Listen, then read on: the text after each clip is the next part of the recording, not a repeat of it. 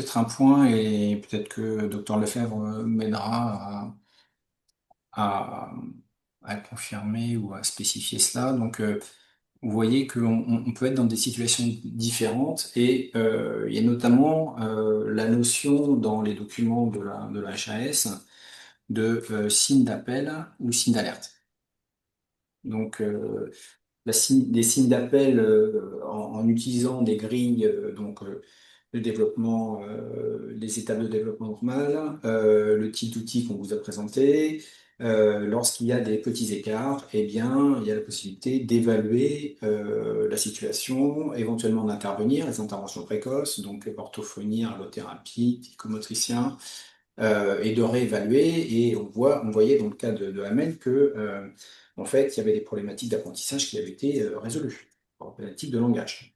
On avait présenté la dernière fois le fait que, comme dans ces signes d'appel, peuvent être repérés, il y a des évolutions du carnet de santé, notamment sur les troubles sensoriels et les TND, qui permettent de se concentrer sur, bon, est-ce qu'il y a un petit écart ou un décalage des acquisitions par rapport à une courbe de développement normale.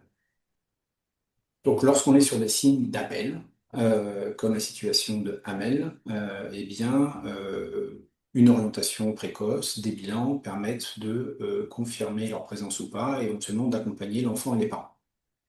Il faut distinguer de signes d'alerte, qui sont plutôt des déviations importantes de la trajectoire développementale, avec un E, excusez-moi, et qui, du coup, nécessitent une orientation rapide à diviser diagnostic. Et donc là, c'est un avis spécialisé, alors soit vers un centre PCO ou bien vers un pédopsychiatre. Voilà, donc on a vraiment cette distinction qui est faite. Je ne sais pas si, docteur Lefebvre, vous vouliez apporter une précision, ou même si Annabelle ou Margot ou Aglaé, vous aviez des éléments supplémentaires à partager sur cette distinction. Et j'avais partagé la dernière fois, voilà, le parcours hein, de repérage et d'accompagnement de l'enfant et des troubles plus tôt. Vous voyez que sur des signes d'appel, on est plutôt dans un parcours adapté en fonction des besoins et en fonction des écarts qui ont été repérés, mais on peut passer directement à le centre ou la partie spécialisée diagnostic rapide en cas de signe d'alerte. Toc. Voilà. Je ne sais pas, un, si c'est clair, et deux, s'il y a des précisions à apporter là-dessus.